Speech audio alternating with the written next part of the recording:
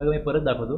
इथे डेटा कुठून आलेला आहे, तर इथे इथे इम्पोर्ट ऑफ गुड्स आहे, इनवर्ड सप्लाईज फ्रॉम ISD आहे आणि all other ITC. Reverse charge सर्व्हिसचा जो असेल तो काय गव्हर्नमेंटला माहिती नाही. जर का RCM मध्ये टॅक्स भरायचा आहे तर मी सर्व्हिस घेतली, मी त्याला टॅक्स पे केला, मी त्याचा ITC घेईन, तर हे कुठला सप्लायर दाखवणार नाही. गुड्स कस्टमर नाहीत, import of goods customer tax भरला आहे. त्यानंतर ISD पण हेड ऑफिसचा नंबर असेल तिकडून इनपुट रेट पास ऑन होतो. आणि ITC ऑर ITC जे सप्लायरकडनं गुड्स रिसिव्ह केले फॉरवर्ड चार्जमध्ये, तो म्हणजे हे 3 जे ITC आहेत याचे इनवॉइस किंवा ह्याची इन्फॉर्मेशन पोर्टलकडे येते आणि मग तो पोर्टल ITC जो आहे तो पास ऑन करतो. 3 सोर्सेस जे आहेत ना, हे जे 3 सोर्सेस आहेत, इम्पोर्ट ऑफ गुड्स, त्यानंतर इनवर्ड सप्लाईज फ्रॉम ISD आणि ऑल अदर ITC, ह्या 3 सोर्सेसचा ह्या 3 जे ऑप्शन आहेत, इम्पोर्ट ऑफ गुड्स आणि ISD आणि ITC, याची इन्फॉर्मेशन पोर्टलकडे येते, जी 2A मध्ये पण असते आणि जी 2B मध्ये येते. आता जर मी तुम्हाला दाखवलं इकडे,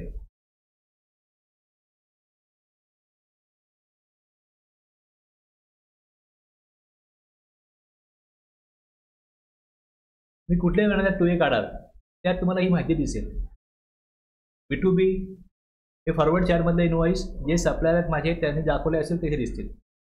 ISD क्रेडिट इथे दिसेल आणि पार्ट D मध्ये इम्पोर्ट.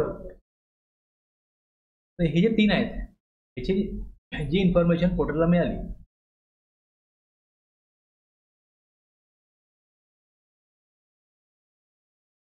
तीच इकडे 2B गेलेली. आता 2B मध्ये तुम्ही जेव्हा इथे हा आकडा बघता ते पुढे IMS दाखवतात.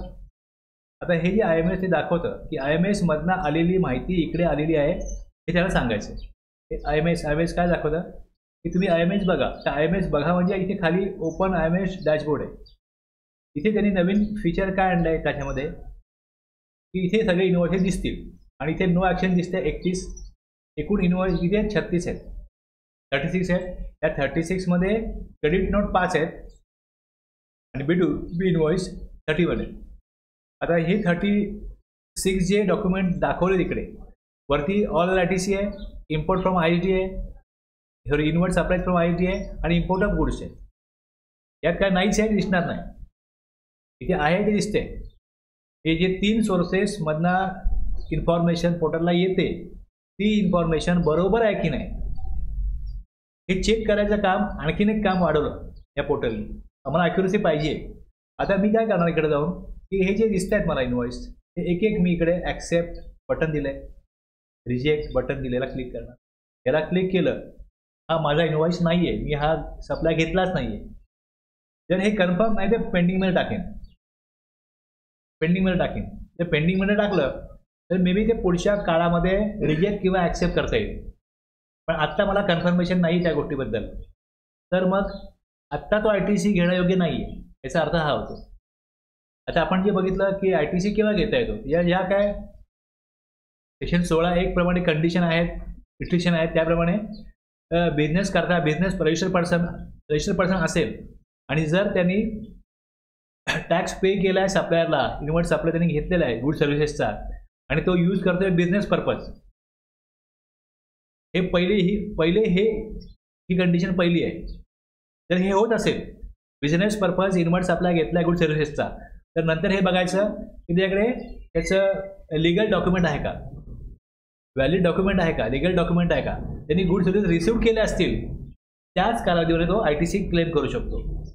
जर गुड्स पार्टमध्ये आले, लॉटमध्ये आले, तर शेवटचा लॉट ज्या महिन्यात येईल त्यांनी ITC त्या महिन्यात क्लेम करावा. म्हणजे पहिल्या महिन्याचा इनवॉइस आला आणि तिसऱ्या महिन्यात जर का त्याच्याकडे गुड्स आले असतील तर पहिल्या महिन्यात तो ITC रिव्हर्स करेल. तर रिव्हर्स करेल तर कसा रिव्हर्स करेल, तर इकडे मी इनवॉइस ॲक्सेप्ट करीन, इकडे तर ॲक्सेप्ट करीन मी, पण तो जेव्हा मला तिकडे दिसतो ऑल ITC मध्ये त्यावेळेस खाली जे रिव्हर्स पार्ट आहे A आणि B अदर पार्टमध्ये मी काय करीन त्याला टेम्पररी रिव्हर्स करीन आणि मग 2 महिन्यानंतर मी तो ॲक्सेप्ट परत दाखवतो ते, ठीक आहे. पण इथे एक इनवॉइस ॲक्सेप्ट करायला सांगितलं आहे. म्हणजे हे सगळं मी बघीन पहिले माझ्याकडे इनवॉइस आहे, गुड्स घेतलेले आहेत, त्यानंतर ते ना मला टू बी दाखवतोय. युशल 1ला सप्लायला टाकले, टू बी आलेले आहेत. 38 मध्ये रिस्ट्रिक्शन नाही आहे. Tax on such supply has been paid by supplier. सप्लायरनी तो कॅश किंवा ITC टॅक्स भरलेला आहे आणि जे 3 म्हणत होता क्लेम करायचे. याप्रमाणे ह्याचा उपयोग काय, कशा करता हे केलंय, तर जर तुमचा इनवॉइसच नसेल तर ही इन्फॉर्मेशन ऑल अदर ITC मध्ये किंवा तिकडे जे काही दिलं त्याने इम्पोर्ट ऑफ गुड्स किंवा IT तिकडे त्या कॉलममध्ये जाणारच नाही. हे सगळं मी केलं. हे सगळं मी केल्यानंतर काय होतं, जे रिजेक्ट केलेत, मी इथं बरंच बाहेर येतो. हे बघा, हे इकडे काय म्हणतात, जेव्हा मी व्ह्यूला क्लिक करतो आणि दाखवतो मेसेज की जर तुम्ही ॲक्सेप्ट नाही केलं तर तुम्ही रिजेक्ट नाही केलं तर ॲक्सेप्ट केल्याचं मानलं जाईल. आता मोस्टली मला सगळे ॲक्सेप्टच आहेत. तुम्ही रिजेक्ट करायला जाणारच नाही. जो रिजेक्ट करायचा आहे तोच मी रिजेक्ट करीन. जर मी रिजेक्ट केला तर तो आकडा, जर माझ्याकडे 36 इनवॉइस आहेत, एक जरी मी रिजेक्ट केला असता तर त्या इनवॉइसची जी इन्फॉर्मेशन आहे त्याच्यात जो काय CGST, HGST किंवा IGST असेल तो माझ्या इकडे GST 3B मध्ये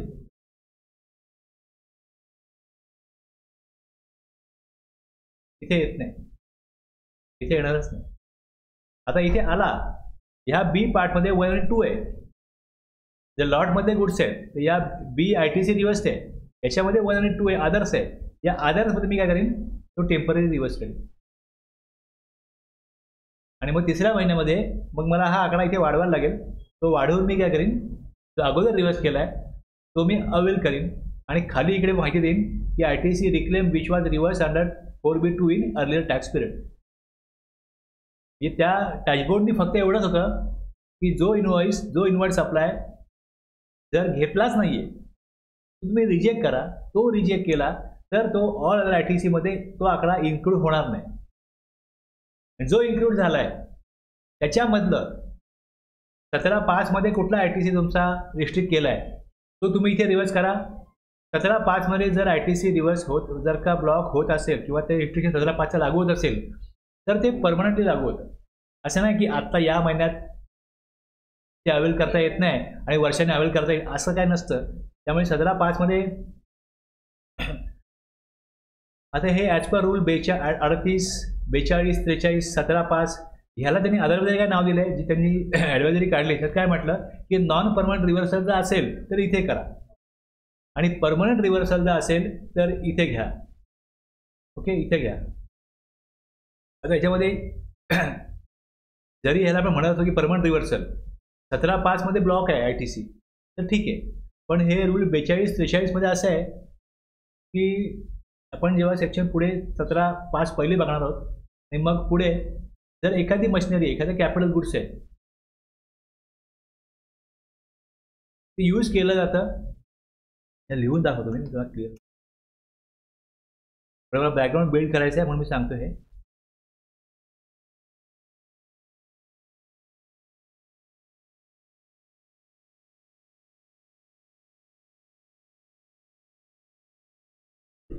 एक मशिनरी बी घेतली.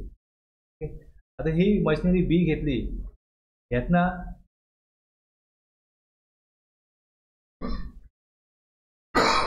एक्झाम प्रॉडक्ट एक्स बनवलं जातं, तर बीचा ITC घेता येत नाही. इनपुट टॅक्स क्रेडिट या कॅपिटल गुड्सचं घ्यायचंच नाही, कारण की तुम्ही कशा करता वापरताय, तुम्ही टॅक्स कलेक्ट करण्याकरता ही मशिनरी वापरत नाही आहात, तर याचा इनपुट टॅक्स क्रेडिट घेता येत नाही. हे कुठे लिहिलं आहे ते मी दाखवेन पुढे.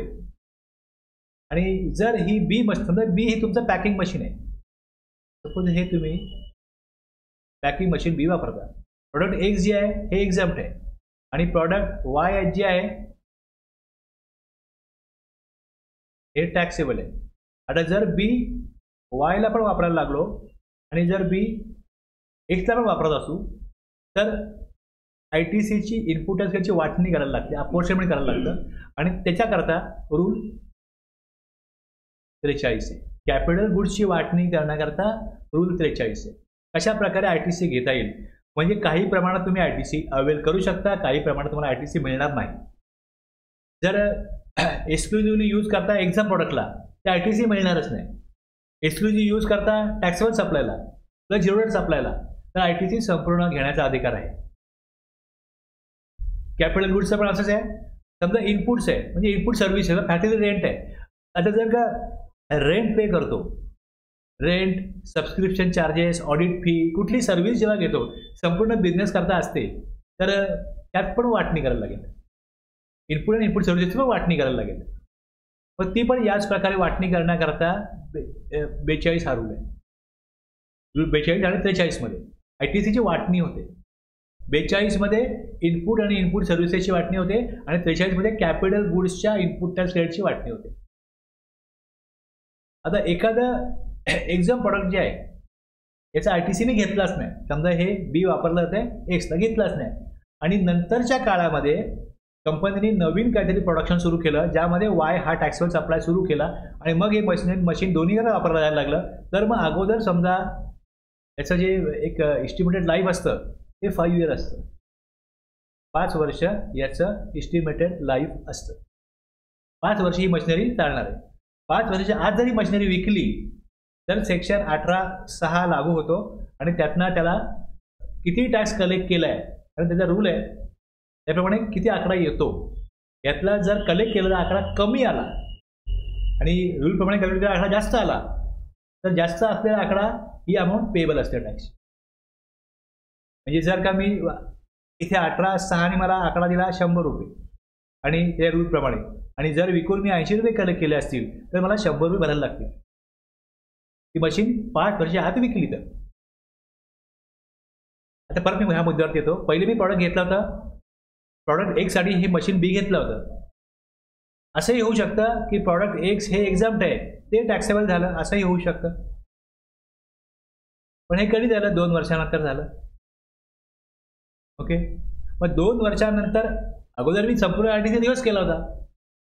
कुठे रिव्हर्स केला होता? आता ॲक्च्युली कसं होतं यात पण कसं आहे की त्यांनी इकडे 42-43 मध्ये ITC अपॉर्च्युनिमेंट करायला सांगितलं आहे आणि जो तुमचा ITC 17(5) मध्ये परमनंट रिव्हर्सल आहे, 42-43 चा परमनंट रिव्हर्सल आहे.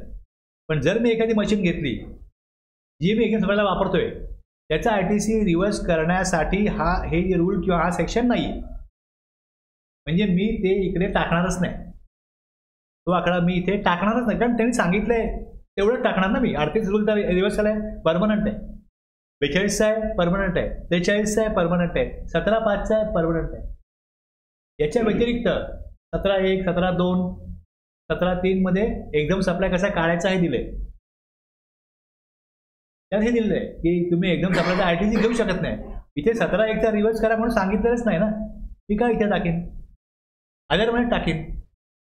जर माझं मशीन 2 वर्षानंतर मी जर का एकदम सप्लाय करतोय तो एकदम सप्लाय जर का टॅक्सेबल झाला किंवा दुसरे कुठलं प्रोडक्शन सुरू केलं ज्यात ते मशीन पार्टली एक्झाम सप्लाय आणि पार्टली एकदम सप्लाय वापरला जातो तर मग त्याचा ITC मला रिक्लेम करता येतो अशी तरतूद सेक्शन 18 मध्ये आहे. पुढे जाऊन ते बघायला लागेल. त्यामुळे इथे काय टाकायचं आहे की 38 हा बँकेसाठी आहे, बँक किंवा फायनान्शियल इन्स्टिट्यूशन्स, की तुम्ही 50% ITC घ्या, 50% ITC रिव्हर्स करा. कारण की बँकेचा मॅक्झिमम हा सप्लाय एक्झाम्प्ट आहे. इंटरेस्ट इन्कम हे एक्झाम्प्ट आहे. सप्लाय बँकेने लोन दिलं आणि इंटरेस्ट घेतला तर कुठल्याही व्यक्तीने एका व्यक्तीच्या वेळेला जर काय इंटरेस्ट दिला आणि त्याचा कन्सेशन म्हणून तो कॅश घेऊ, इंटरेस्ट घेऊ किंवा आणखीन डिस्काउंट घेऊ, काय पण घेऊ दे, कुठल्याही प्रकारे कन्सिडरेशन घेतोय ना तो, मग तो सप्लाय जो आहे हा सप्लायच्या व्याख्येमध्ये येतो. जर टॅक्सेबल नसेल तर एक्झाम म्हणजे एकदम टॅक्सेबल होईल, तो एक्झाम केलेला आहे. इंटरेस्ट इन्कम हे एक्झाम केलेलं आहे. जर ते टॅक्सेबल असतं त्यावर टॅक्स इंटरेस्ट भरायला लागला असता. क्रेडिट कार्ड जे आहे त्याचा इंटरेस्ट टॅक्सेबल आहे, अदरवाईज बाकीचे सगळे इंटरेस्ट हे एक्झाम केलेले आहे. आता मी इकडे 38 बँकेला काय दिलं आहे की मॅक्झिमम तुमचं इन्कम जे आहे कसं आहे, इंटरेस्ट इन्कम आहे 50%हून जास्त आहे, तर बँकेला सोयीस्कर पडतं की आमचा ITC 50% आम्ही अवेल करतो, 50% काय करतो रिव्हर्स करतो. अदरवाईज त्यांना रूल 42-43 फॉलो करायला लागेल. एक तर तुम्ही ऑप्शन 38 प्रमाणे ITC रिव्हर्स करा, किंवा मग एक्झॅक्टली ॲक्च्युअलमध्ये काढा फॉर्म्युलाप्रमाणे 42 आणि 43च्या किती ITC तुम्हाला घेता येईल हे दर महिन्याला तुम्ही कॅल्क्युलेशन करा. सोपा उपाय फक्त बँकेमध्ये उपलब्ध आहे. 38 मध्ये ते काय करतील, 50% ITC अवेल करतील, 50% रिव्हर्स करतील. तो रूल 38 मध्ये दिलेला आहे कशा प्रकारे तो काढायचा 50% त्याप्रमाणे तो काढायचा असतो. कळलं? परमनंट रिव्हर्सलचा अर्थ काय की ह्याचा ITC आज उद्या परवा 5 वर्षामध्ये कधीच मिळणार नाही. पण जर मला असं वाटतं की मला एखाद्या वेळेस मी ह्यात दिलाच नाही ना, 17(1)चा 2चा ह्यात दिलाच नाही, मी यात का टाकेन तो? मी यात फक्त 38, 42, 43 आणि 17(5) जो ITC मी घेऊ शकत नाही त्याचा अधिकार त्यांनी काढून घेतलेला आहे ह्या सेक्शननी की मला ITC मिळणार नाही, तो मी इथे टाकणार, बाकी मी अदरमध्येच टाकणार. कळलं? याचा उपयोग लक्षात घ्या काय.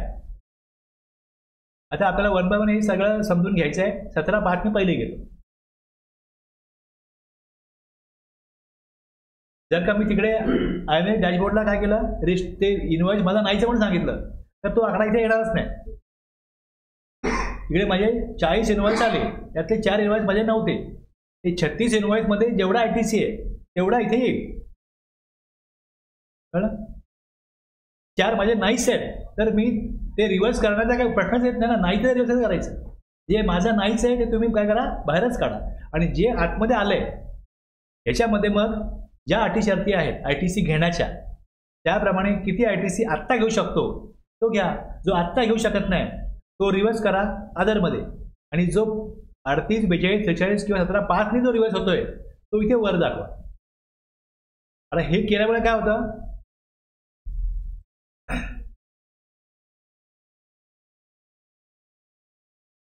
इथे दिसेल तुम्हाला electronic credit reversal and reclaim statement, याच्यामध्ये तो आकडा जातो. अदरमध्ये टाकला तर इकडे जातो. बरोबर आहे? बाकी 38, 42, 43, 17(5) मध्ये टाकला तर इथे येणार नाही आकडा. तो परमनंट रिव्हर्सल आहे, तो फायनल रिव्हर्सल, तो होऊ शकत नाही परत रिव्हर्स, अशा प्रकारचा आहे.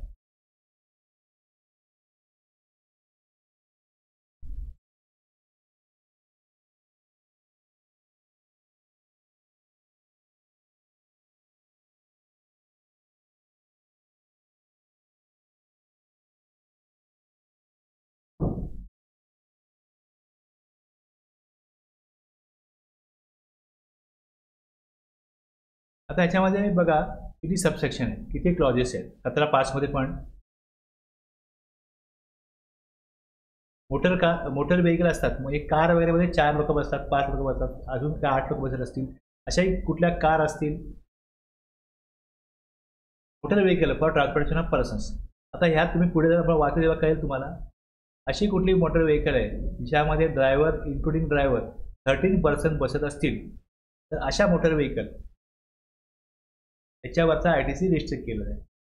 मग कोणाकरता अवेलेबल आहे, कोणाकरता रिस्ट्रिक्ट आहे, पुढे आपण बघू. तसंच जे शिप वगैरे, जहाज वगैरे असतात, वेसल्स आणि एअरक्राफ्ट, यांचा पण ITC रिस्ट्रिक्ट केलं. रेल्वे तर गव्हर्नमेंटची आहे, बाकी पब्लिक काय वापरतात, लोक काय वापरतात तर जहाज, विमान आणि मोटर व्हेकल, त्याच्यावरचा ITC त्यांनी काय केलं आहे, रिस्ट्रिक्ट केलं आहे. आता ह्याच्यामध्ये पण एक गुड्स करता रिस्ट्रिक्शन नाही आहे. जर ट्रान्सपोर्टेशन ऑफ पर्सन्स असेल तर ते रिस्ट्रिक्शन आहे, आणि ते कशा प्रकारे आहे बघणार आहोत पुढे. त्यानंतर पुढे insurance, repairs, maintenance, motor vehicle, vessels आणि एअरक्राफ्ट हे जे वर दिले याचं रिपेअर आणि मेंटेनन्स जे आहे, जर का ITC तुम्ही खरेदी केल्यावर देत नसाल तर त्याचा मग इन्शुरन्स आहे, त्याचा इन्शुरन्स आहे, त्याचा रिपेअरिंग आहे, मेंटेनन्स आहे, याचाही ITC मिळणार नाही. प्लस ते रेंटिंगवरती घेतलं तर विकत घेतलं ITC मिळत नाही, तर रेंटवरती घेतलं तर त्याचा ITC पण घेता येतो का हेही बघायचं आपल्याला. Insurance, repair, maintenance, motor vehicle, vessel, aircraft हे तुम्हाला इथे ह्या क्लॉजमध्ये मिळेल. तसंच food beverages,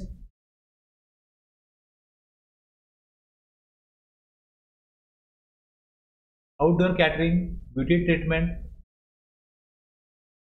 work contract service, आता वर्क कॉन्ट्रॅक्ट सर्व्हिस समजा कन्स्ट्रक्शन करायचं आहे, फॅक्टरीमध्ये काही रिपेअरिंग करायचं आहे, कन्स्ट्रक्शन करायचं आहे, वर्क कॉन्ट्रॅक्ट सर्व्हिस दिली, किंवा मग तशाच प्रकारे कन्स्ट्रक्शन करण्याकरता गुड्स इनपुट म्हणजे काय सिमेंट लागतं, स्टील लागतं, हे परचेस केलं, आणि जे काम ते बघतात, लेबर पाहिजेत, लेबर कॉन्ट्रॅक्ट लेबर पाहिजेत, इंजिनियर घेतले, आर्किटेक्ट सगळ्यांना हायर केलं, सर्व्हिस घेतली, ह्याचा ITC कशा प्रकारे रिस्ट्रिक्ट केला आहे, हे 17.5C मध्ये. 17.5P मध्ये तुम्ही ओव्हरऑल कॉन्ट्रॅक्ट देऊन टाकलं, हे काम करून द्या, लेबर सगळं मटेरियल तुम्ही आणा. आणि दुसऱ्या केसमध्ये इथे काय होतं, लेबर आणि मटेरियल वेगवेगळे हायर केले. कशा करता, कन्स्ट्रक्शन ऑफ इमूव्हेबल प्रॉपर्टी. हे वर्क कॉन्ट्रॅक्ट पण कसलं आहे हे वाचू देवा आपल्याला लक्षात येते, पण त्याच्याबद्दल आहे वर्क कॉन्ट्रॅक्ट. त्यानंतर इकडे 17.5C मध्ये कंपोजिशन स्कीम, हे जे आहेत हे अगदी थोडक्यात लगेच 5 मिनिटात हे 5 होतील असे आहे, याला वेळ लागणार नाही. हे जे पहिले जे तुम्हाला दिसतात इकडे, याला वेळ लागणार आहे अप टू D पर्यंत. E, F, FA, H याला वेळ लागणार नाही. एवढेच क्लॉज आहेत, इथेच फक्त ITC रिस्ट्रिक्ट होतो. अदरवाईज बाकी बिझनेस पर्पज कुठले inputs, capital goods, input service घेतले असतील तर त्याचा इनपुट टॅक्स क्रेडिट मिळतो. जर तुम्ही आउटवर्ड सप्लायमध्ये एकदम सप्लाय करत नसाल तर याचा ITC मिळतो. तर एकदम सप्लाय पार्टली एक्झाम्प्ट आहे, पार्टली टॅक्सेबल आहे, मग त्याचा वाटणी होते रूल 42-43 मध्ये त्या इनपुट टॅक्स क्रेडिटची. ओके, आलं लक्षात. हे पहिले हे क्लिअर पाहिजे की माझा जो काही इनवर्ट सप्लाय घेतला आहे, बिझनेस करता घेतला, येस, याचं उत्तर आहे येस की हो, बिझनेस पर्पज इनवर्ट सप्लाय घेतला आहे, गुड्सचा असो, सर्व्हिसेसचा असो, कॅपिटल गुड्सचा असो. पण 17.5 जर का त्याला रिस्ट्रिक्ट करत असेल तर तो ITC मग ब्लॉक होतो, तो ITC घेता येत नाही.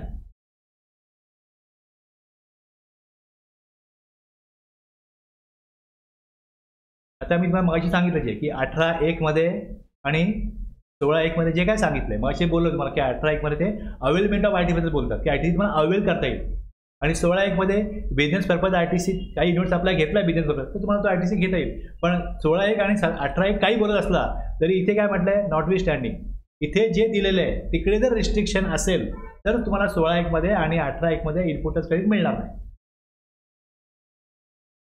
Input tax credit shall not be available in respect of the following. आता काय काय याच्यामध्ये, तर 17.5A मध्ये एक क्लॉजमध्ये motor vehicle for transportation of persons बद्दल सांगितलेलं आहे.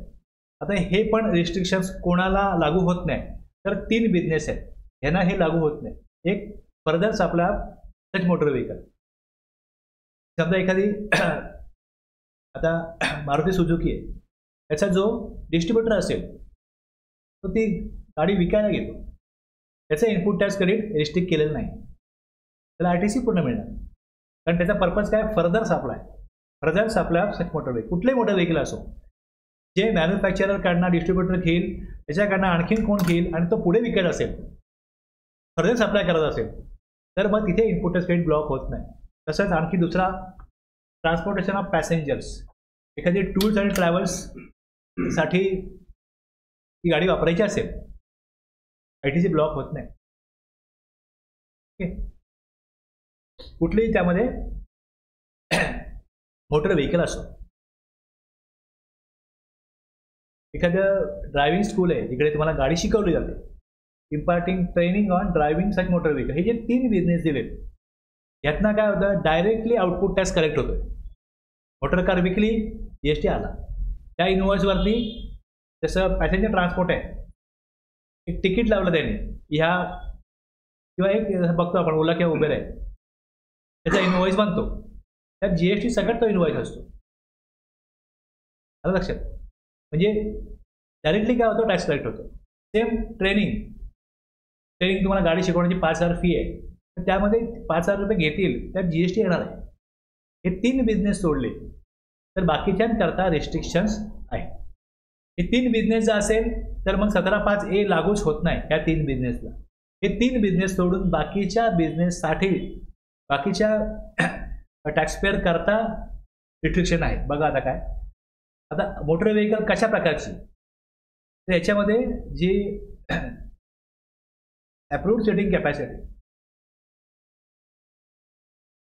आता RTO कडनं अप्रूव्ह होते गाडीमध्ये किती लोक बसू शकतात, तर त्या गाडीमध्ये किती मान्यता बसायला? मग 30 लोक, 15, 13 वेगवेगळ्या गाड्या असतात ना. बस आहे, तर बसमध्ये 50 लोक बसतील, 35 लोक बसतील, वेगवेगळ्या बस असतात. तर 13ची काय मिनी बस, का 13ची येत नाही? मिनी बस 15-16 पासून असेल ना काय. तर म्हणजे ज्या छोट्या गाड्या आहेत, नॉर्मली बरेच लोक काय करतात, त्यांच्या फॅमिली करता अशी गाड्या घेतात, पण त्या बिझनेसच्या नावाने घेतात आणि त्याचा इन्शुरन्स क्रेडिट क्लेम करतात. म्हणजे याच्या इकडे जे सूट दिली ITC घेण्याची, याचा गैरफायदा घेतला जातो. आणि ज्या मोठ्या मोठ्या कंपन्या आहेत, समजा एखादा कॉन्ट्रॅक्टर आहे, त्याला साईडवर जाऊन बघायचं आहे किती काम झालंय, तो कारच घेईल ना. तो काय तिकडे मोठी बस घेऊन जाणार नाही ना तिकडे. त्यांना याचं नुकसान होतं. तुमच्या कंपनीला तुम्ही कार घ्याल, ITC मिळणार नाही. कंपनीचा मॅनेजर असेल, डायरेक्टर असेल, कोण असतील जबाबदार व्यक्ती की ज्यांना इन्स्पेक्शन करायला साईडवर जायचं आहे, ते कार म्हणा जातील, पण त्या कारचा ITC ती कम्प्लिटली 100% ती मोटर व्हेकल वापरली जाते त्या बिझनेसच्याच कामासाठी. कुठेही ते पर्सनल यूज करत नाही, पण तरी पण त्यांना इनपुट टॅक्स क्रेडिट मिळणार नाही. गव्हर्नमेंटला असं वाटतं की तेवढा इनपुट टॅक्स क्रेडिट त्यांनी काय करावा, सफर करावा. 10 लाखाची गाडी तुम्ही घ्यायला जाल, तर तुम्हाला 10 लाखाची म्हणजे जर का त्याची टॅक्स व्हॅल्यू 10 लाख असेल, तर 28% GST आणि 17% त्यावरती सेस लागतो. जवळजवळ तुम्हाला ती गाडी, बाकी इन्शुरन्स वगैरे सगळं करून 15 लाखाला जाईल. 10 लाखाची गाडी 15 लाखाला जाईल.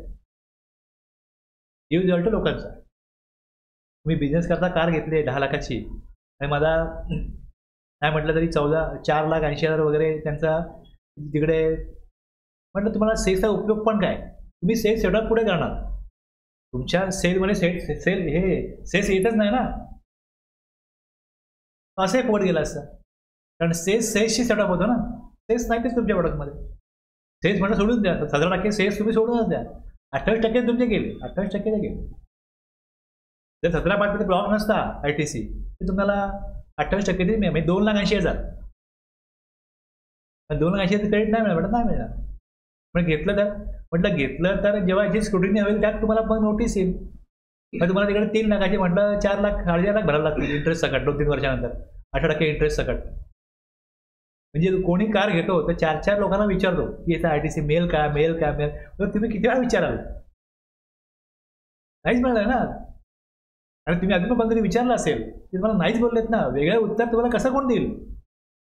तिथे सरळच्या लाईनमध्ये दिलेलं आहे 17(5)A मध्ये की मोटर व्हेकलचा ITC मिळणार नाही जर तुमची मोटर व्हेकल ही including the driver up to 13% असेल, ते मिळणार नाही. तर नाही मिळणार तर नाहीच मिळणार ना. म्हटलं यापुढे तुम्ही काळजी घ्या, त्याचा इन्शुरन्स काढाल, रिपेअरिंग कराल, शोरूममध्ये गाडी घेऊन जाल, मग तुम्हाला त्याचं बिल मिळेल. त्याचाही तुम्हाला ITC घ्यायचा नाहीये, तो तुम्ही काळजीपूर्वक तो पण घेऊ नका. मी लोकांना हे सांगतो. क्लिअर एवढं? आता इथे फक्त कार परचेस केल्याचा उल्लेख आहे आणि ज्यावेळेस तुम्ही पुढे जाऊन परत हे वाचाल इन्शुरन्स वगैरे, ते तुम्हाला मिळणार आहे 17(5)AB मध्ये. आणि लिझिंग आणि renting hiring of motor vehicle आहे ही 17(5)B मध्ये. ओके. मोटर व्हेकलच्या इनपुट टॅक्स क्रेडिट कोणाला उपलब्ध आहे? तर हे 3 बिझनेस सांगितले की further supply of motor vehicle, त्यानंतर ट्रान्सपोर्टेशन ऑफ पॅसेंजर म्हणजे टूर्स आणि ट्रॅव्हल्सचा बिझनेस जे करतात ते त्यांच्याकरता कुठल्याही कार वगैरे घेत असतील किंवा जसे ओला उबेर एखादी कंपनी आहे की आपल्या कार तिकडे लावते, त्यांना ITC मिळतो कारण की ते टॅक्स कलेक्ट करतायत. आणि ट्रेनिंग स्कूल असतात त्यांना ITC. आणि हे 13%च्या वरती गाडी घ्या, मिनी बस घ्या, किंवा आम्हाला फॅक्टरीतल्या लोकांना, शहरात लोक राहतात त्यांना जायला यायला गाडी ठेवली, काही इरिटेशन नाही. इरिटेशन काहीच नाही इकडे.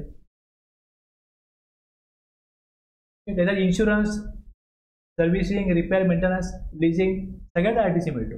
एक ट्रान्सपोर्ट कंपनी असते, त्यांच्या 4 गाड्या आहेत आणि त्यांना 5व्या गाडीची गरज लागली तर ते दुसऱ्या कंपनीकडनं गाडी रेंटवरती घेतात आणि मग ती पुढे सप्लाय करतात, त्यांना पण त्याचा ITC मिळतो. हे सगळं रिस्ट्रिक्शन कोणाला लागू आहे आणि कोणाला नाही आहे हे क्लिअर पाहिजे. कुठल्या पर्पज करता कोण तो इन्व्हर्ट सप्लाय घेतोय हे क्लिअर पाहिजे. स्क्रुटिनीमध्ये पुढच्या वेळेला हाच भाग राहणार आहे, बाकी सगळे ऑटोमोबाईल होत आहे, मग आता हाच भाग राहणार की 17(5) मधला कुठला याने इन्व्हर्ट सप्लाय घेतलाय का. हे झालं मोटर व्हेकलचं. आता याच्यामध्ये हे त्यांनी अगोदर सोडलं होतं लॉ बनवताना, मग त्यांनी अमेंडमेंट करून हे डबल A मध्ये टाकलं. 17.5 डबल ए मध्ये बघा, vessels aircraft ITC not be allowed in respect of the following. Vessels आणि एअरक्राफ्ट हे पण एक्सेप्ट दिलं आहे. आता हे इथे बघा, जसं वर इकडे दिलंय ट्रान्सपोर्टेशन ऑफ पर्सन असं काही दिलेलं नाही. इथे काय दिलंय, वेझल्स आणि एअरक्राफ्ट. म्हणजे याचा अर्थ काय होतो, वेझल्स घेतले कशा करता घेतले बघायचंच नाही.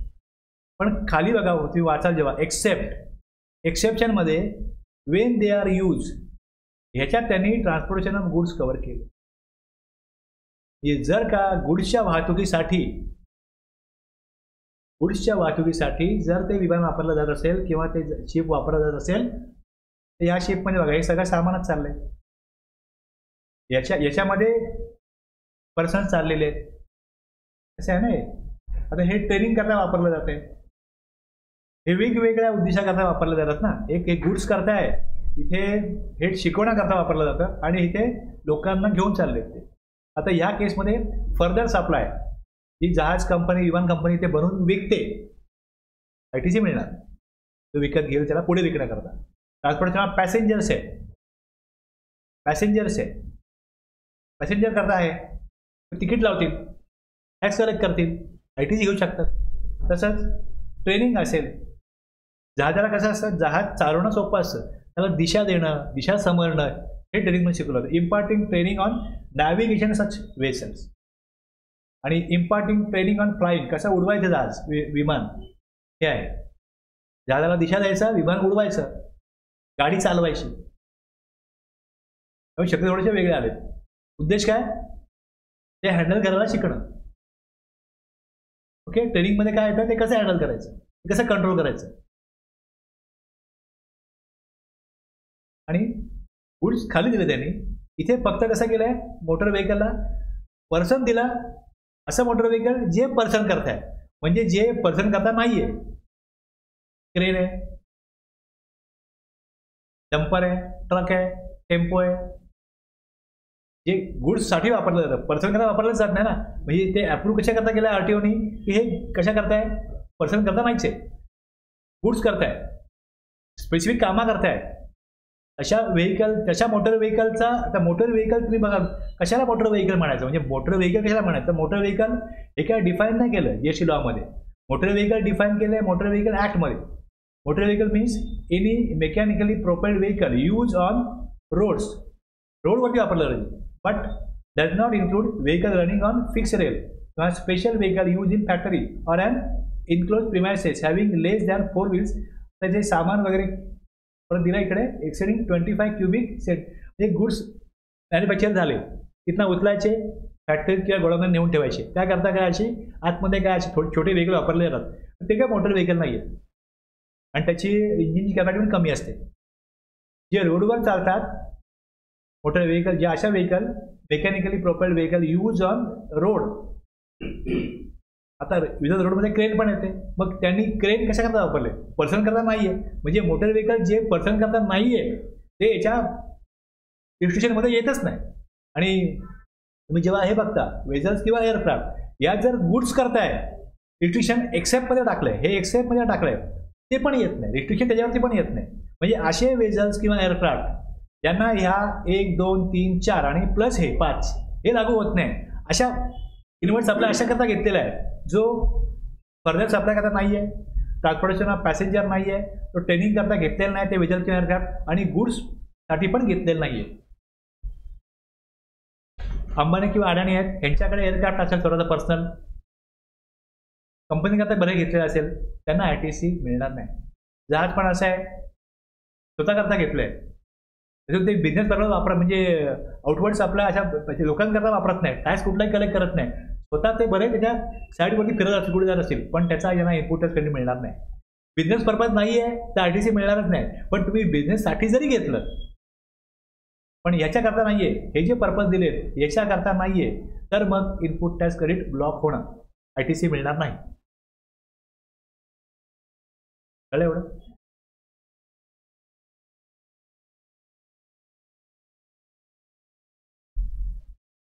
आता ह्यात परत हे दिलंच आहे, तर खाली त्यांनी प्रोव्हिजो टाकलाय.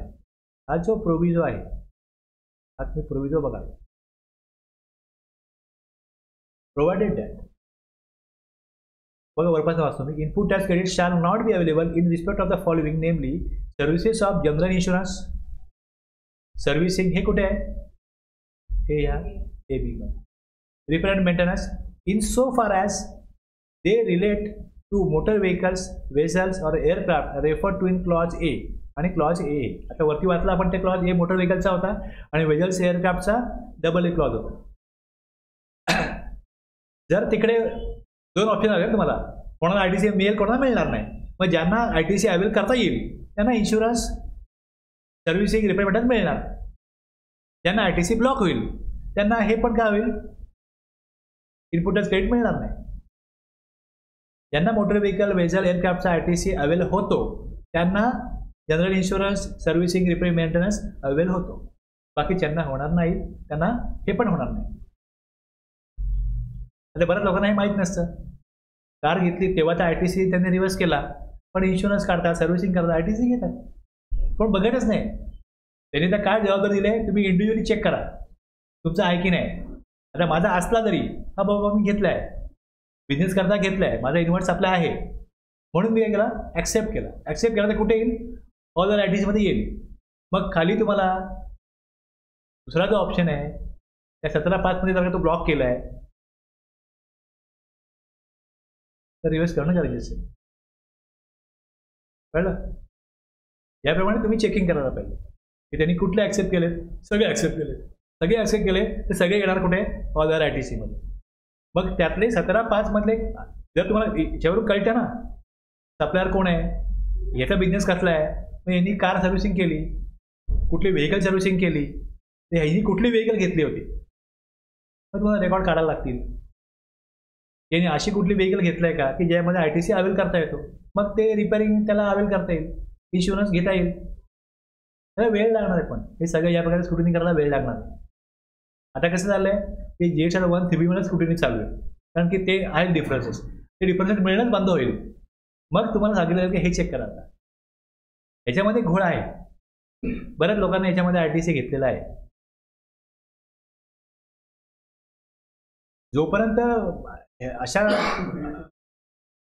जोपर्यंत अशा प्रकारे कोणाला नोटीस जात नाही की तुम्ही हा इन्शुरन्सचा ITC घेतला आहे, हा तुमचा ITC चुकीचा आहे, तर तुम्ही हा टॅक्स भरा, तर मग ते येऊन सांगणार. तुम्ही जास्त चेक नाही करा, जरी त्या नोटिसा काढल्या तर येऊन सांगणार की बाबा हा आमचा अवेल केला तो लिगली योग्य आहे, तर आम्हाला काढीचे देता अधिकार आहे. मग ठीक आहे, मग ऐकायचं सोडून द्या.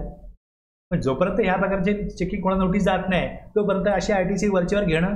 आता एकाने अशी कार रिपेअर केली तर बिल पाठवलं, मी सांगितलं मी प्रत्येक बिल बघतो, मग ITC घ्यायचं नाही. तर म्हणाला की तुम्ही हे मिळणार नाही ते मिळवलं, माझं काम तुम्हाला सांगणं आहे, कायदेशीररित्या मी चेक करून तुम्हाला सांगू. तुम्ही बोलले की घ्या, तर मी घेईन. ॲन्सरेबल तुम्ही आहात, जबाबदार तुम्ही आहात. उद्या नोटीस आल्यानंतर नाही मी दुसऱ्यांना विचारलंय, ते बोलले एवढं काय होत नाही, तुम्ही घ्या. ठीक आहे, घेतो मी. म्हटलं तुम्ही म्हणाल तर मी घेतो. मी तुम्हाला जर का म्हटलं अशा वगैरे टॅक्स चोरी करायचीच आहे तर तुमच्या जबाबदारी करायची, माझं काम कायद्यानुसार काम कसं चालतं आहे सांगणं आहे.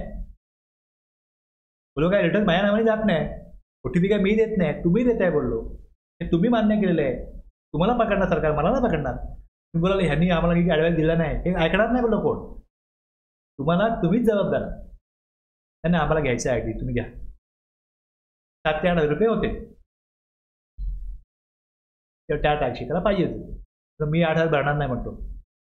बरं, हे वरचेवर लोक करतात. ह्यात पण खूप मोठा रिव्हेन्यू लॉस आहे गव्हर्नमेंटचा. पण मग हे चेक करून जेवढे मॅनपॉवर लागते तर त्या मॅनपॉवरला जेवढा पगार द्यायला लागतो त्याच्याहून जास्त रिव्हेन्यू ह्यातनं जर का मिळणार असेल, हे सरकारला जर कळलं तर ते करतील. असं आहे ना, आपण असा बिझनेस करत नाही ना किंवा 10 रुपयाची वस्तू आपण 8 रुपयाला विकतो, हा लॉस आहे. 10 रुपयाची वस्तू जेव्हा 12 रुपयाला विकली जाईल तेव्हाच कोणी खरेदी होतं. तसं हे पण आहे की असे किती टॅक्स चोरी आहे, तर ती असेल तर मग काही प्रमाणात तरी करा. मग 4 लोकांना नोटिसा पाठवा, म्हणजे बाकीचे 4 लोक घाबरतात.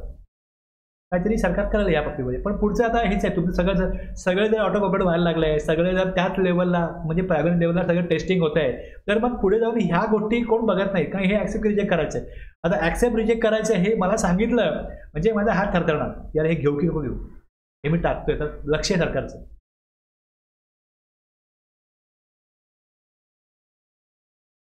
बघा पुढे जाऊन आता हे झालं एवढं. आता ह्यात परत काय दिले त्यांनी, प्रोव्हाइडेड दॅट, प्रोव्हिजन बघा आता, provided that the input tax rate in respect of such services shall be available. कशासाठी, इन्शुरन्स, सर्व्हिसिंग, रिपेअर आणि मेंटेनन्स.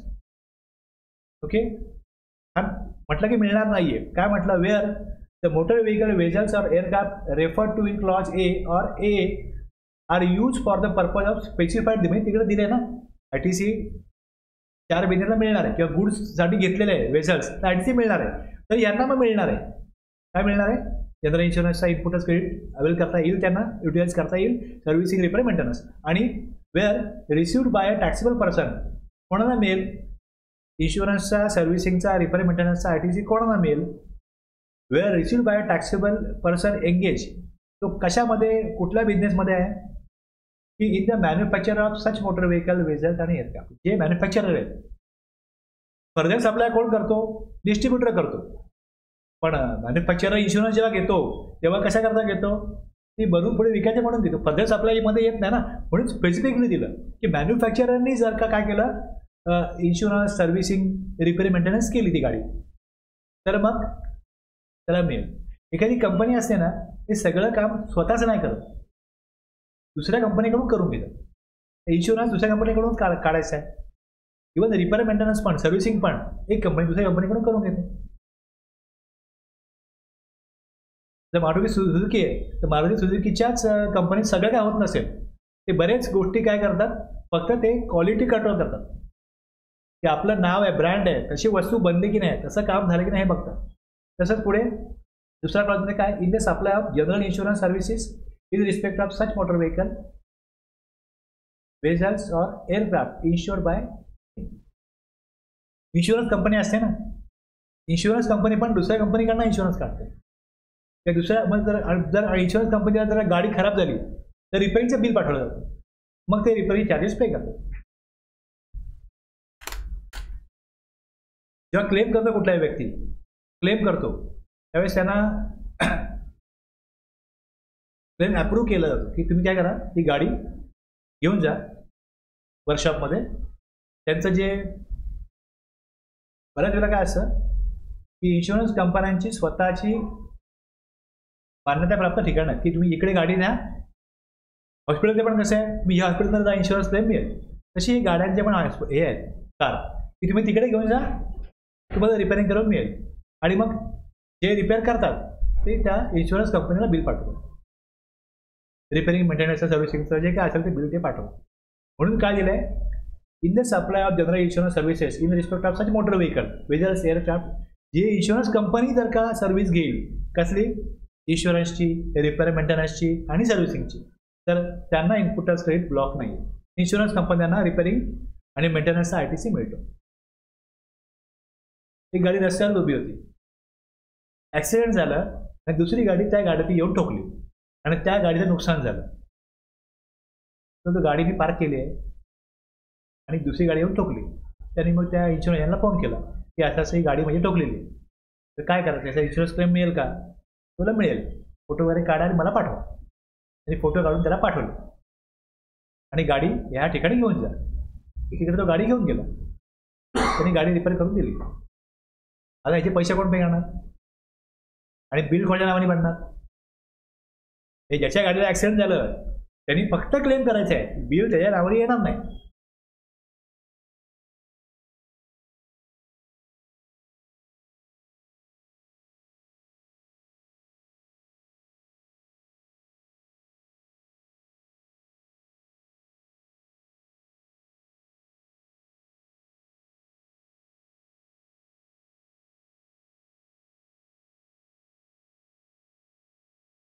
तर हे बघा, ह्याचा एक सर्क्युलर आहे,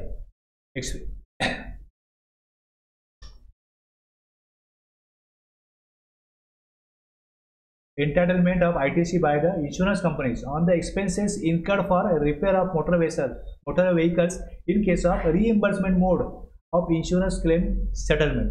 आता ह्याच्यामध्ये काय होतं, जसं हे सगळे त्यांनी दिलेले आहे, तुम्हाला वाचल्यानंतर कळेल.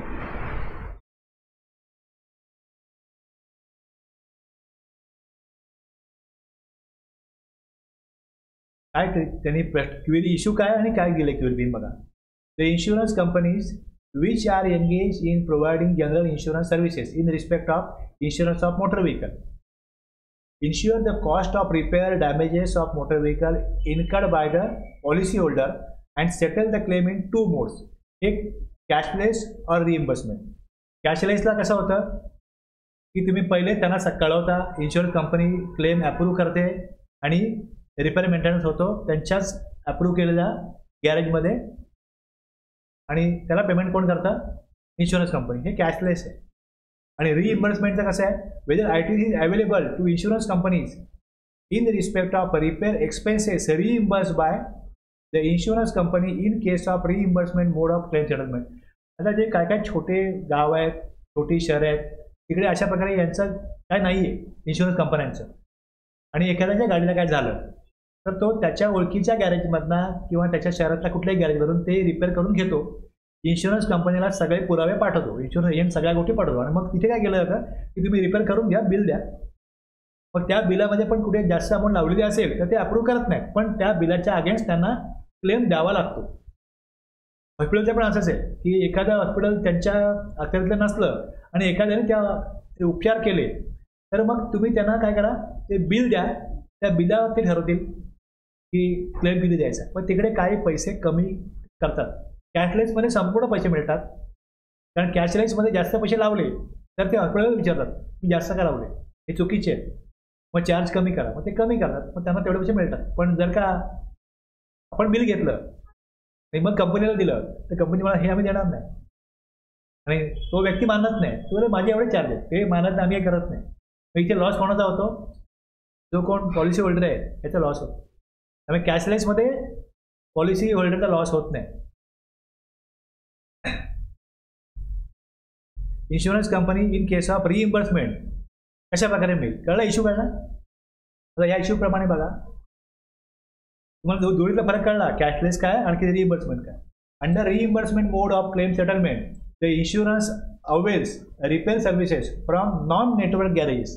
काय म्हणतात त्याला? Non network garages with which the insurance company do not have routine business relationship. जे इन्शुरन्स कंपनीने सांगितलेलं असतं एजंटला की तुला क्लेम आला, तो पाठव डॉक्युमेंट सगळे आणि आपलं जे नेटवर्क गॅरेज आहे त्यांच्याकडेच ती गाडी पाठवायची, ते रिपेअर होईल. पण तसं नाही आहे. The said garage issues the invoice in the name of insurance company while not extending credit facility for the repair cost. तिकडे त्यांना क्रेडिट नाही, तिकडे त्यांना काय करायचं आहे? रिइम्बर्समेंट करायचं आहे. तिकडे accordingly the policy holder insured makes payment of such repair services and subsequently the insurance company reimburses the approved claim cost to the insured. काय दिलं यांनी? Name of insurance company bill पाहिजे. The said garage yes issues the invoices in the name of the insurance company reimburses the approved claim cost to the insured. Section 17(5) of the CGST Act provides that the ITC in respect of section services of repairs of motor vehicles shall be available where received by a taxable person engaged in supply of general insurance. Insurance company मिळतो ITC, हे दिले. Section 16 provides that every registered person shall subject to condition. हे सगळं दिलंय. Recipient कोण आहे बघा. Recipient कोण आहे? सप्लाय ऑफ गुड्स और services are both as a person who liable to pay. Pay कोण करतं? Insurance company. रिसिपियंट कोण आहे? Insurance company.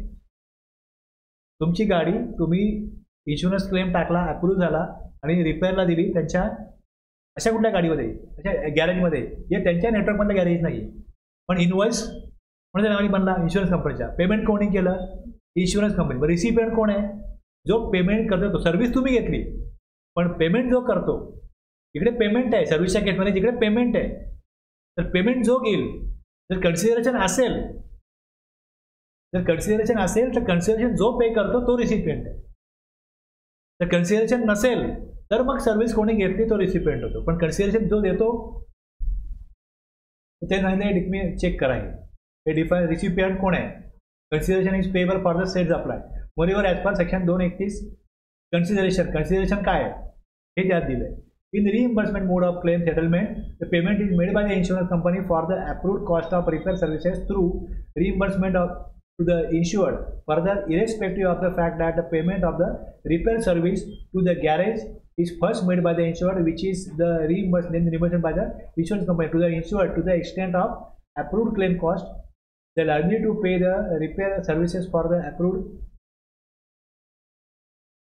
claim cost lies with the insurance company, and thus the insurance company is covered in the definition of recipient. हे सगळं दिलंय. Moreover, availment of credit in respect of ITC or motor vehicle repair services issued by the insurance company for outward supply of insurance services for such motor vehicle is not barred. 17(5) मध्ये ते block नाहीये. Accordingly, it is clarified that ITC is available to the insurance company in respect of motor vehicle repair expenses incurred by them in case of reimbursement mode of claim settlement. फक्त काय दिलंय, condition काय?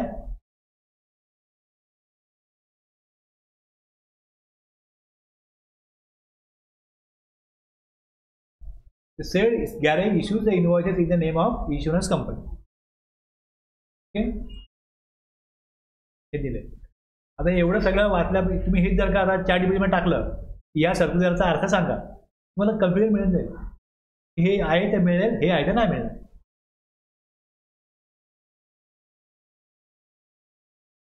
Where the invoices raised by the garage also includes an amount of excess of approved claim cost, the insurance company only reimburses the approved claim cost to the garage after considering the standard deduction, which is the compulsory deductible to be borne by the insured, depreciation, improvement.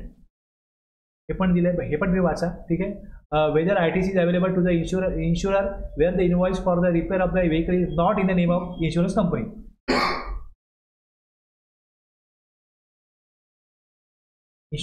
बघा काय होतं, ITC घेण्याकरता तुम्हाला in the case of 16(2) सांगतो की document पाहिजे.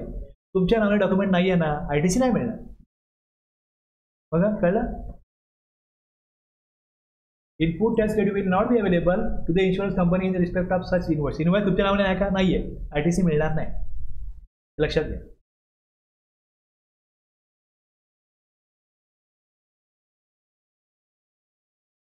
Service कोणी घेतली, इन्शुरन्स कंपनीने घेतली, हे प्रूव्ह झालं पाहिजे. ते प्रूव्ह केव्हा होईल की जी सर्व्हिस त्यांनी घेतलेली आहे, इन्व्हर्ट सप्लाय घेतलाय, आउटवर्ड सप्लाय काय, इन्शुरन्स कव्हरेज देणं. आता तो कव्हरेज देण्याकरता ना इन्व्हर्ट सप्लाय घ्यायला लागतो ना, रिपेअर मेंटेनन्सचा. मग तो इन्व्हॉइस तुमच्या नावाने घेतला पाहिजे. तुमच्या नावाने नाहीये, मग नाही मिळणार तुम्हाला, कारण की तो सेकंड तुम्हाला परमिट नाही करत.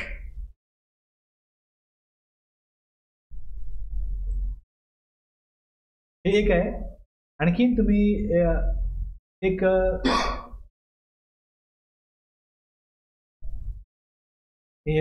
डेमो व्हेकल एक कन्सेप्ट आहे. डेमो व्हेकल त्याचा एक सर्क्युलर आहे. Demo vehicles. हां, डेमो व्हेकल म्हणजे काय असतं इकडे,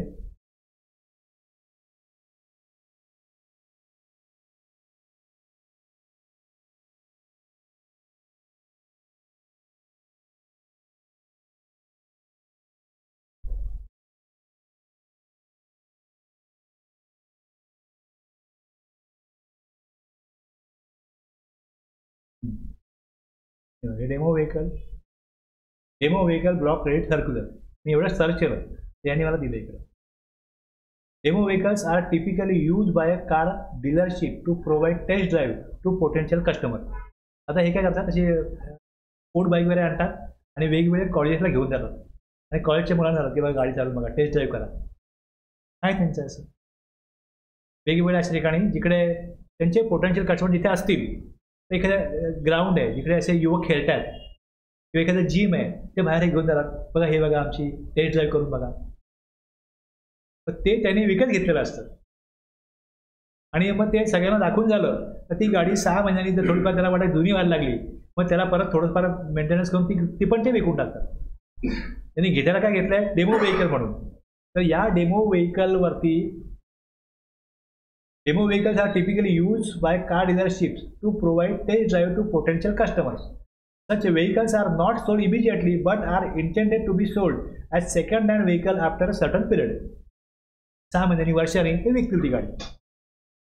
तर मग याचं तुम्हाला ITC मिळेल का? Circular on ITC on demo vehicle. ITC can be availed bye on demo vehicle if they are intended for further supply goods. आता इथे फर्दर सप्लाय गुड्स वापरलं ना, यांचं म्हणणं काय होतं की आम्ही इतर 4 बाईक विकण्याकरता ही बाईक परचेस केली. इतर 4 बाईक विकण्याकरता ही बाईक परचेस केली आहे. म्हणजे इन द म्हणजे फर्दर सप्लाय करण्याकरता याचा उपयोग होतो आम्हाला डायरेक्टली.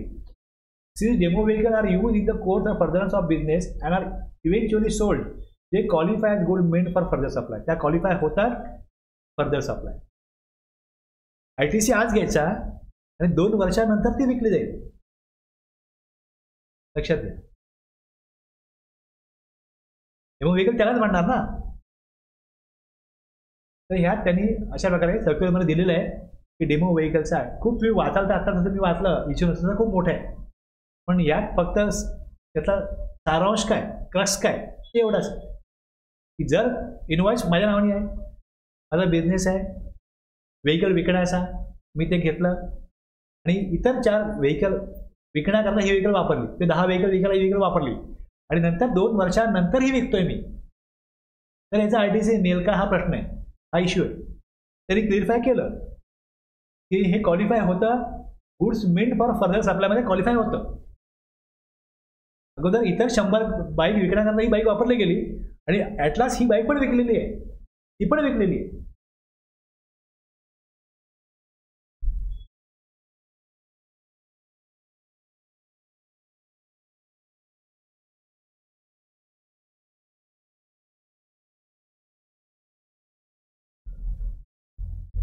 इन्शुरन्स कंपनी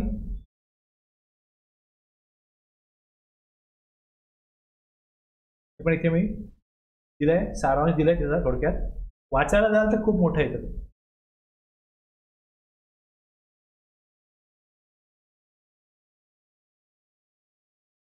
आता मी एकाचं काम करायचो, त्याच्याकडे नंबरचा कॅन्सल केला. जे पाण्याच्या बाटल्या असतात ना मोठ्या अशा, ते 50 रुपयाला वगैरे मिळतात त्याला ती बाटली है ना. हां 20 लिटरचे वगैरे असेल तर ते बरे दुकानदार वगैरे आहेत, व्यापारी आहेत, त्यांच्याकडे जाऊन ते रोजचं काम आहे ते लोक काय बोलायचे ह्याला, तुमचा GT नंबर आहे का, तर हा म्हणतो की मला नवीन नवीन कस्टमर मिळतात पण मोठी म्हणतात की GT नंबर आहे का. ITC मिळत नाही, मिळाल त्याला पाहिजे GT नंबर. तू GT नंबर घेशील, तू त्याला महिन्याला बिल देशील किंवा 30 दिवस तू त्यांना रोज 2 बाटल्या पाणी देतो 100 रुपये, 3000 बिल दिलं, वर त्यांना GT लावशील तू, तर त्यांना त्या GTचा इनपुट कधी मिळणार नाही.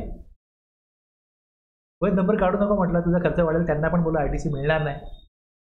नाही म्हणतो आपल्याला 4-5 लोक बोलतात नंबर काढ, तुम्हाला काम देतो, मग तुम्हाला माहीत देतो. मग काढलं.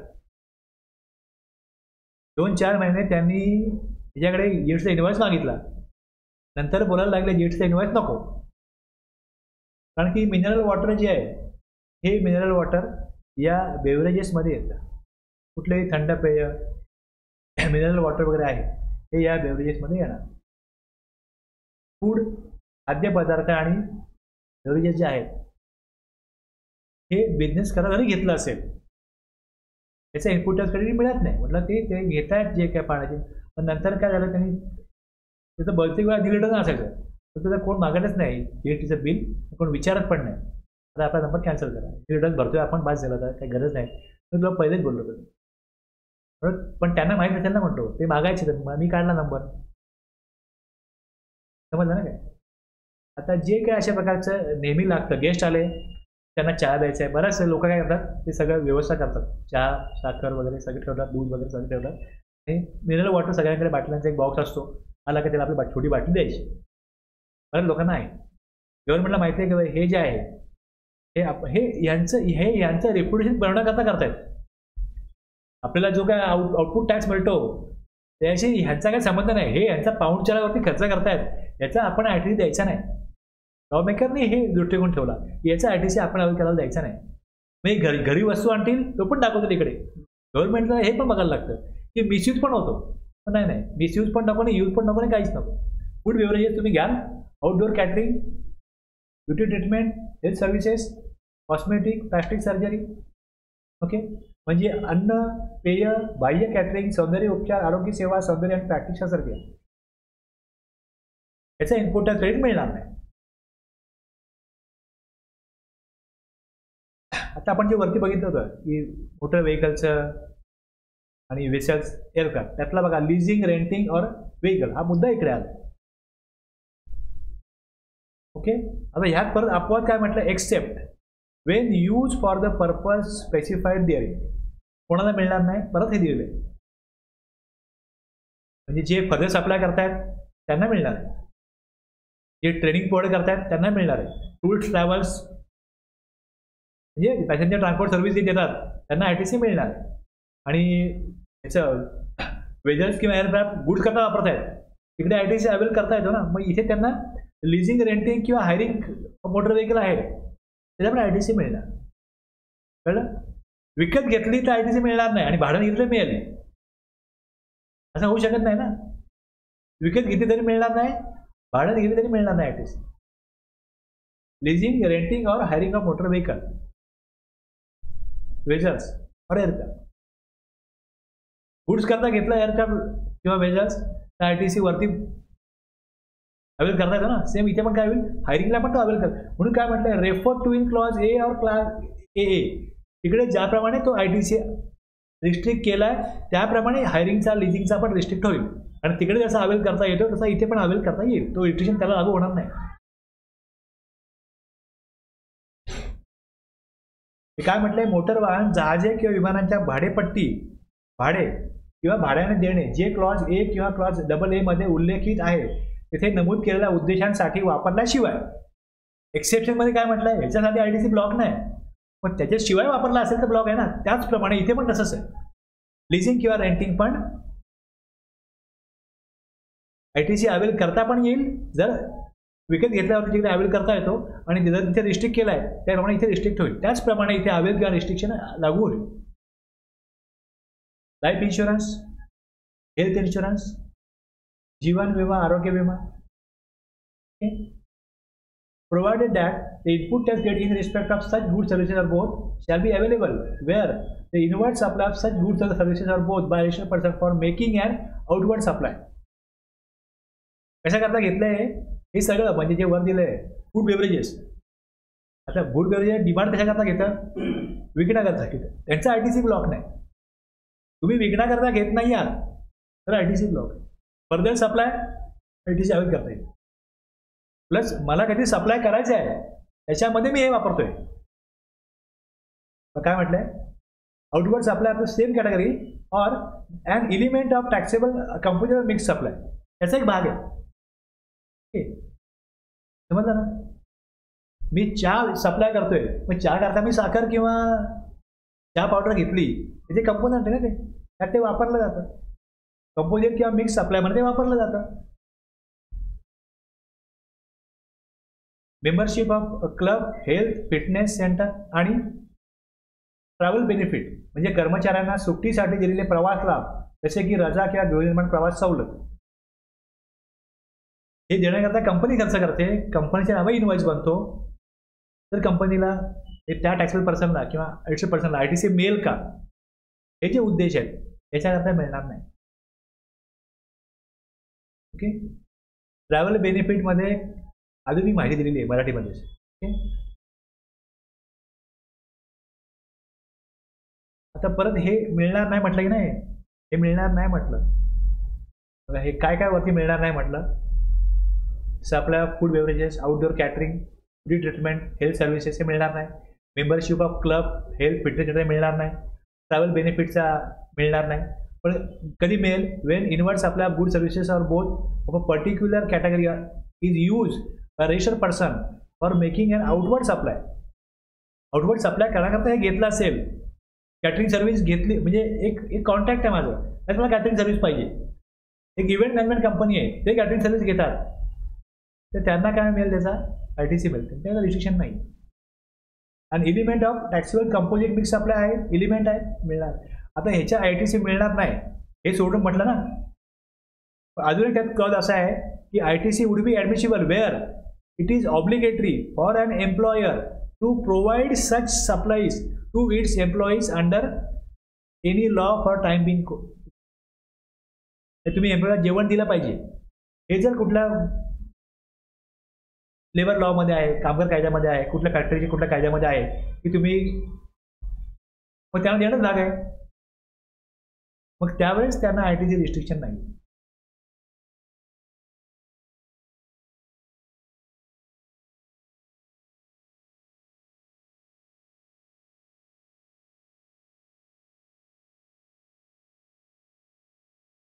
तर समजा इथे रेंटिंग ऑफ और हायरिंग ऑफ मोटर व्हेकल आहे. या केसमध्ये आता एक कंपनी आहे, त्यांची सेकंड शिफ्ट 3 ते 10 असते. मग 10 वाजता मुलींना घरी सोडायचं असेल तर त्यांना कंपनीने त्यांच्या जबाबदारी सोडलं पाहिजे. कंपनीने आपल्या व्हेकलमध्ये सोडलं पाहिजे. त्यांना पब्लिक ट्रान्सपोर्टनी पाठवू नये असा जर कुठला कायदा असेल मग कंपनीला तिकडे रेंटिंग और हायरिंग ऑफ मोटर व्हेकल करायला लागेल. तुम्ही कार विकत घेऊन त्यांना सोडा किंवा त्यांना तुम्ही रेंटिंग बोलून घेऊन इथे हे रेंटिंग किंवा हायरिंग काय रिस्ट्रिक्शन नाही. कारण दुसरा कायदा सांगतो की तुम्हाला लेडीजला व्यवस्थित तुमची जबाबदारी कंपनीची की जर तुम्ही 8 नंतर जर का तुमचे एम्प्लॉईज घरी जर असतील फिमेल एम्प्लॉईज तर त्यांची घरी पोहोचवण्याची रिस्पॉन्सिबिलिटी तुमची कंपनीची राहील. कंपनी जबाबदार राहील आणि कंपनीने प्रॉपरली त्यांना मोटर व्हेकलनीच घरी सोडलं पाहिजे. त्यांना पब्लिक ट्रान्सपोर्टनी पाठवू नये असा कायदा असेल मग त्यांना ITC रिस्ट्रिक्ट नाही होणार. सिक्युरिटी पर्पज जर वापरायला सांगितलं दुसऱ्या कायद्यामध्ये तर त्यांना ITC रिस्ट्रिक्ट नाही होणार. कुठलंही असो, मेंबरशिप ऑफ क्लब किंवा फिटनेस हेल्थ किंवा फिटनेस सेंटर, कुठला कायदा सांगतो तुमचे एम्प्लॉईज या वातावरणात काम करतात तर त्यांना तुम्ही एखाद्या फिटनेस सेंटरची हेल्थ क्लबची मेंबरशिप द्या. त्यांचं हेल्थ चांगलं राहायला पाहिजे, कंपनीची जबाबदारी आहे. हे सगळं असतं. ओके, जे नॉर्मली हा ITC ब्लॉक केला आहे पण विशिष्ट परिस्थिती दिली त्यांनी. विशिष्ट परिस्थिती काय दिली आहे की फर्दर अप्लाय करायचं आहे त्या ITC आणि जर का कुठल्या दुसऱ्या कायद्याने सांगितलं आहे की तुम्हाला हे द्यावं लागेल म्हणून तो इन्व्हर्स अप्लाय घेताय तर मग इनपुट टॅक्स कधी ब्लॉक होणार नाही. याच्यामध्ये खूप गुंतागुंत आहे. गव्हर्नमेंटला सरसकट रिस्ट्रिक्शन टाकता येत नाही. मग कोणाला टाकायचं आहे? एक ठराविक वर्गावरती रिस्ट्रिक्शन येईल, ठराविक वर्गावरती ठराविक ट्रान्झॅक्शनवरती रिस्ट्रिक्शन येणार नाही. मग तुम्हाला स्कूटीमध्ये हेही बघायला लागेल. मी एवढा वेळ घालून हे का सांगतोय की याच्यामध्ये एवढी गुंतागुंत आहे. मी अगोदर बोललो होतो की ह्याला खूप वेळ लागेल, पुढे काय नाही आहे.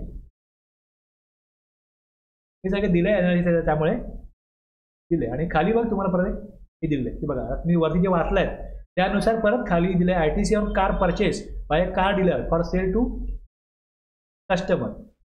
Further supply ITC on car purchase by manufacturing company for official use for its employee. आता इथे जी कार म्हटलं तर कारची कॅपॅसिटी काय 13पेक्षा जास्त नसते, त्याच्या आतमध्ये असणार इन्क्लुडिंग ड्रायव्हर. का ITC ब्लॉक होईल. ITC on car purchase by company engage in renting out car, renting out करते त्यांना ITC अलाउड आहे. त्यानंतर ITC on car purchase by car driving स्कूलला पण अलाउड आहे. बस परचेस केली, ही मोटर व्हेकल आहे पण ही कॅपॅसिटी किती आहे 24%. त्यांना घरापासून ऑफिस किंवा ऑफिस टू घर बॅग पाठवण्याकरता घेतलेली आहे, याचा ITC अलाउड आहे. मोटर व्हेकल कुठली ब्लॉक आहे? सिटिंग कॅपॅसिटी अप टू 13%, इथे 24 आहे. ITC ऑन ट्रक्स, आता ट्रक हा काय पर्सन करता नाही आहे, सामान करताय, गुड्स करताय, फिनिश गुड्स करताय, allowed. ITC on general insurance taken on car use by employees of a manufacturing company for official purpose. Insurance कंपनीलाच इन्शुरन्सचा दुसऱ्या कंपनीकडून घेतला असेल तरच फक्त काय होतं ITC अवेल करता येतो. बाकी ज्यांना सगळ्यांना इन्शुरन्स काढला तर तुम्हाला त्या कारचा जर का ITC मिळत नाही तर इन्शुरन्स पण मिळणार नाही. ITC on maintenance repair avail by company for a truck goods, ट्रकचा ITC मिळतो, इन्शुरन्सही मिळतो. ITC on general insurance service taken on car मॅन्युफॅक्चरला मिळतो ITC. कळलं ना? हे वाचलं ना आपण वरती त्यावेळेस आपण वाचत होतो. बघा की छोटे छोटे प्रोव्हिजन आहेत ना ते तुम्हाला बघायला लागते की कुठे दिले. Where received by general insurance servicing repair maintenance in the manufacture of such motor vehicle whether aircraft. Okay,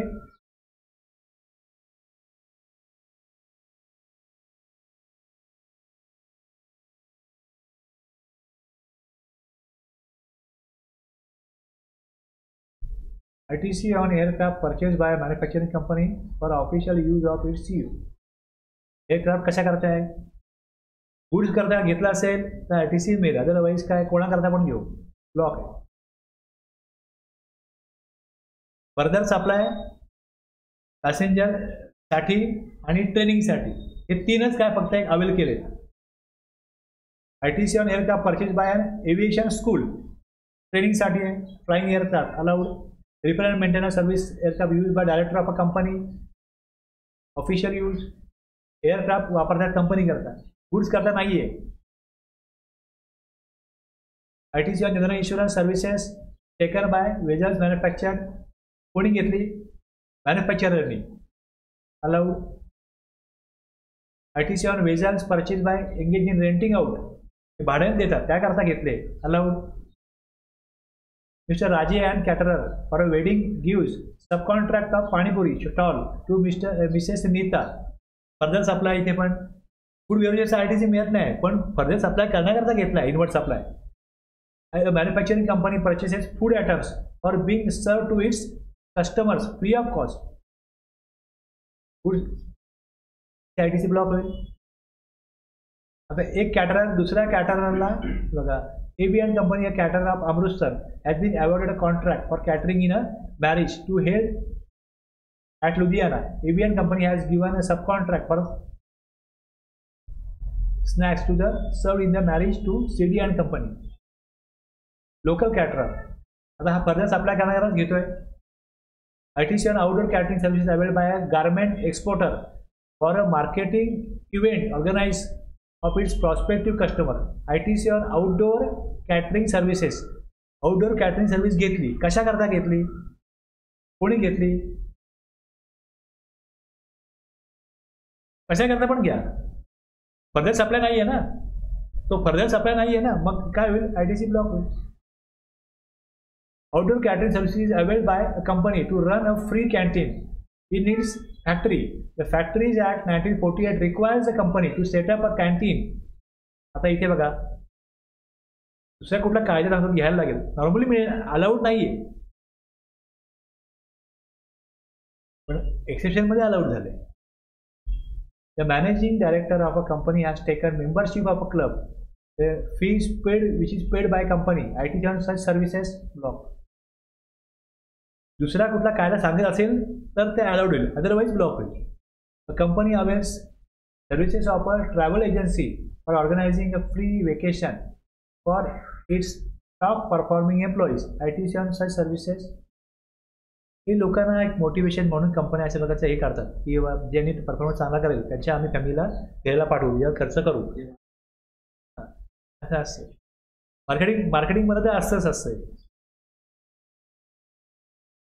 work contract services availed by a software company for construction of its office building. Work contract services